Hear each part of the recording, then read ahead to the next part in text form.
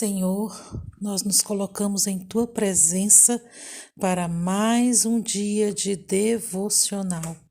E hoje nós vamos falar sobre a guerra por seu casamento e relacionamentos desfeitos. Em Malaquias 2,16 diz: Eu odeio o divórcio, diz o Senhor, o Deus de Israel. E também odeio o homem que se cobre de violência como se cobre de roupas, diz o Senhor dos Exércitos. Por isso, tenham bom senso, não sejam infiéis ao seu cônjuge. Talvez você ache que ao longo dos anos, desde o dia do matrimônio, seu casamento tenha sido razoavelmente saudável na maior parte do tempo. Você e seu cônjuge são cristãos, geralmente compatíveis e compartilham vários objetivos em comum. Contudo, você ainda consegue se ver em um ou mais dos seguintes cenários. Na verdade, talvez você até mesmo se preocupe muito sobre com que frequência um dos seguintes incidentes acontece. Discutir com seu cônjuge sobre assuntos relativamente relevantes e depois guardar rancor. Ressentir-se quando seu cônjuge gasta dinheiro sem discutir o assunto com você. Sentir-se negligenciado quando está sozinho em casa, enquanto seu cônjuge está em uma reunião na qual você não foi incluído, ou passa tempo com pessoas que você acha que são uma influência negativa. Descobrir-se dizendo ou ouvindo: por que você está sempre atrasado? Ressentir-se quando seu cônjuge é mais atencioso com os outros, sobretudo do sexo oposto, que com você. Achar que seu cônjuge, de propósito, interpreta de forma equivocada seus verdadeiros sentimentos quando você tenta expressá-los. Então você os reprime. Calcular há quanto tempo seu cônjuge não o agrada, ou não diz eu te amo, dá um presente ou tem uma experiência romântica. Perceber que esteve comparando seu cônjuge desfavoravelmente com um conhecido atual ou com um ex-amor. Descobrir-se querendo esconder de seu cônjuge determinadas amizades, aquisições ou formas de passar seu tempo. Querer que seu cônjuge seja tão espiritual, amigável ou interessante quanto acha que você mesmo ou outra pessoa que admira é. Essas ilustrações são exemplos de problemas fundamentais que muitos casais cristãos enfrentam. Se não forem confrontados e tratados por meio da oração, pedindo e garantindo perdão para eles ou procurando aconselhamento piedoso, esses problemas aparentemente pequenos terminam deteriorando o relacionamento. Eles são fortalezas que o demônio explorará a fim de tentar destruir o casamento. Casamento, família e lar são o plano de Deus desde o início da criação. O segundo capítulo de Gênesis registra as palavras de Deus depois de criar Adão. Então o Senhor Deus declarou: Não é bom que o homem esteja só. Farei para ele alguém que o auxilie e lhe corresponda. Quando Deus formou a mulher da costela que tirou do homem, Adão expressou grande deleite. Deus os abençoou e lhes disse: Sejam férteis e multipliquem-se, encham e subjuguem a terra. Como o casamento foi incentivado por Deus, Satanás faz tudo e qualquer coisa que pode para destruí-lo. Ele tenta prejudicar os relacionamentos entre pessoas justas, trazendo divisão e mal-entendido, que podem levar ao ressentimento, à separação ou ao divórcio. Paulo ensina que Deus pretendia que o casamento fosse um retrato do relacionamento entre Cristo e sua igreja.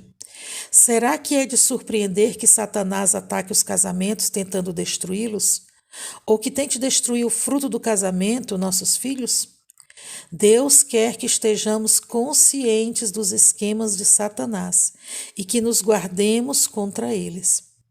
Os casais cristãos que querem que seu casamento floresça transformam em prioridade o orar juntos, o caminhar em mútuo perdão e o manter sua comunicação aberta e honesta um com o outro.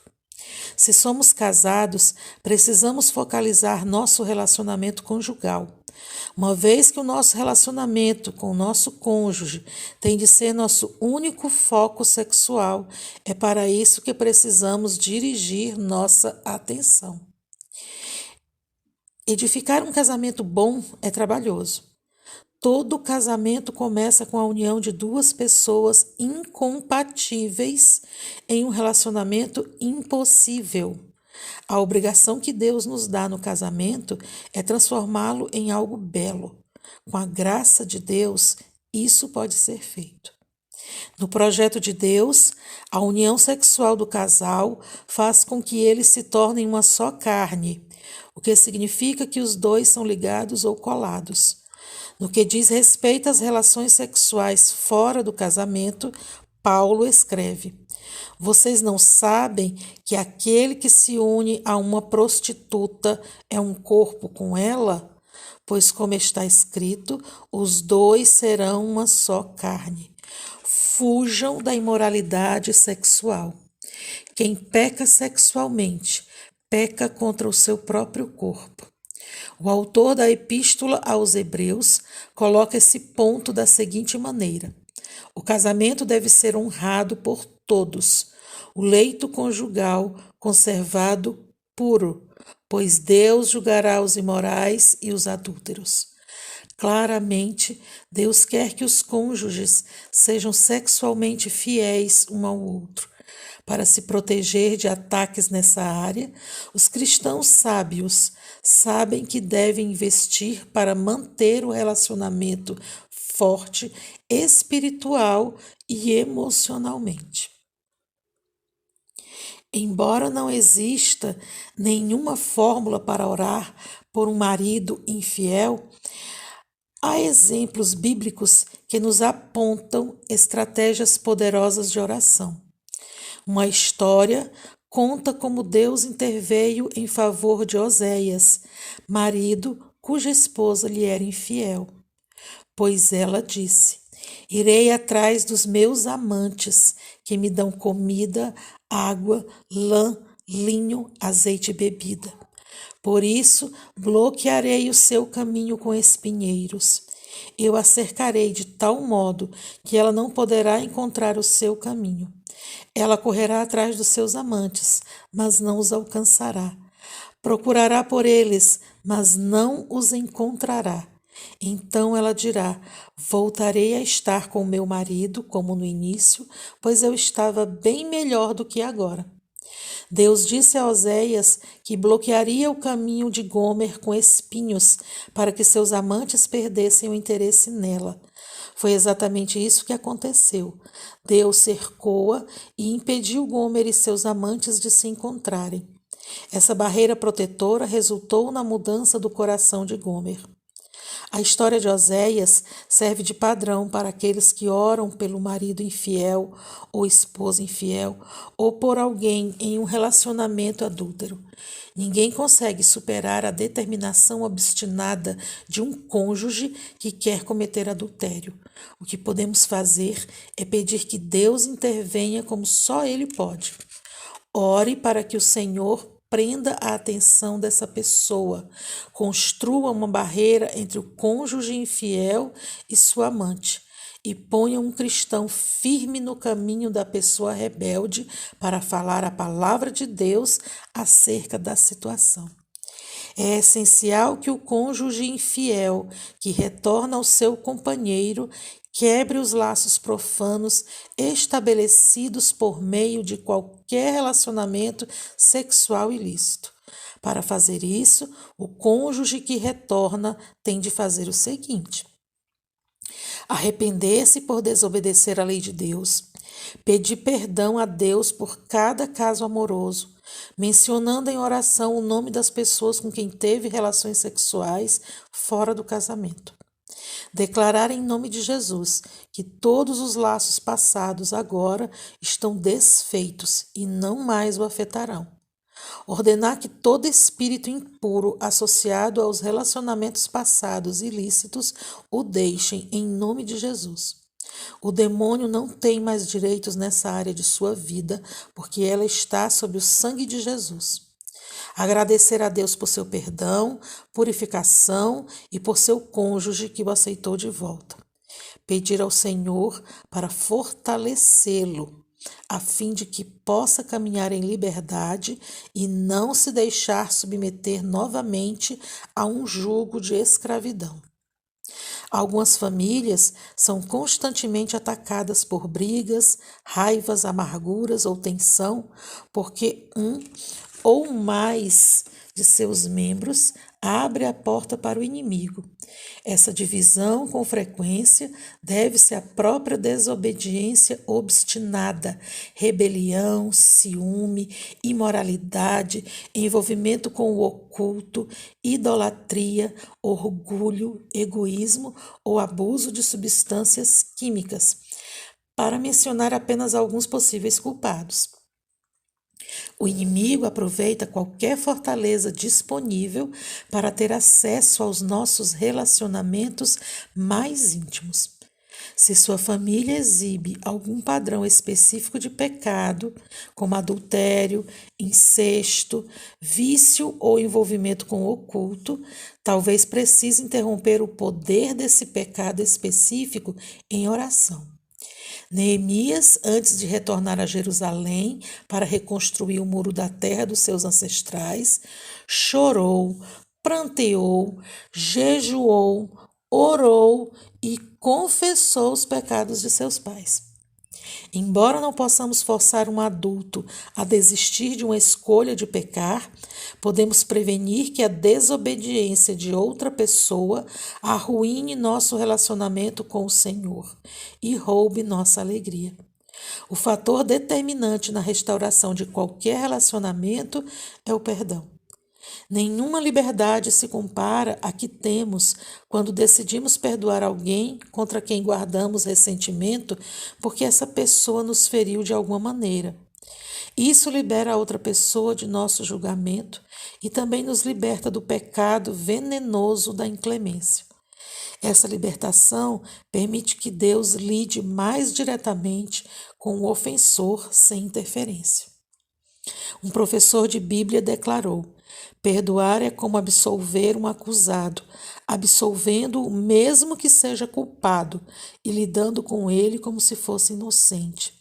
É libertá-lo, por assim dizer, da prisão, das correntes ou da escravidão. Há uma promessa ligada ao perdão, conforme os versículos a seguir. Não julguem e vocês não serão julgados. Não condenem e não serão condenados. Perdoem e serão perdoados.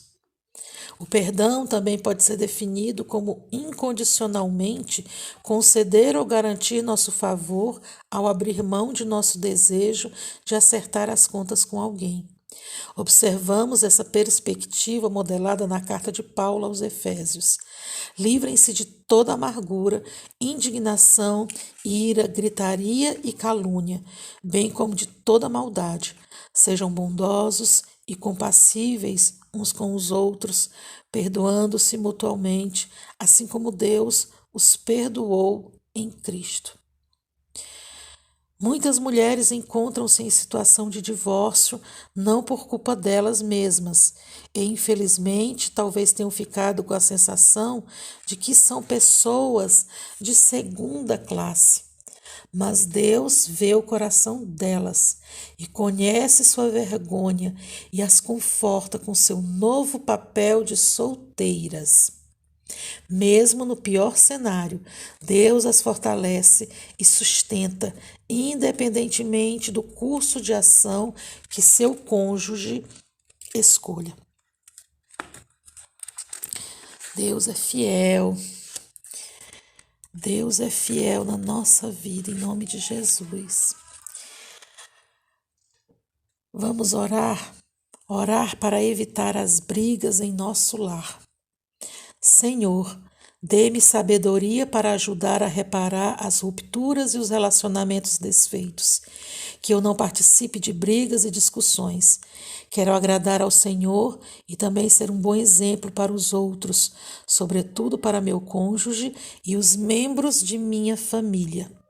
Guarde minha língua de engano e malícia. Ajude-me com a força que só o Senhor pode prover para caminhar em perdão. Em nome de Jesus, eu oro e te agradeço. Amém. Se você ainda não é inscrito em nosso canal, se inscreva, dê um like, um joinha e compartilhe essa mensagem com outras pessoas, com outras famílias. Deus abençoe em nome de Jesus.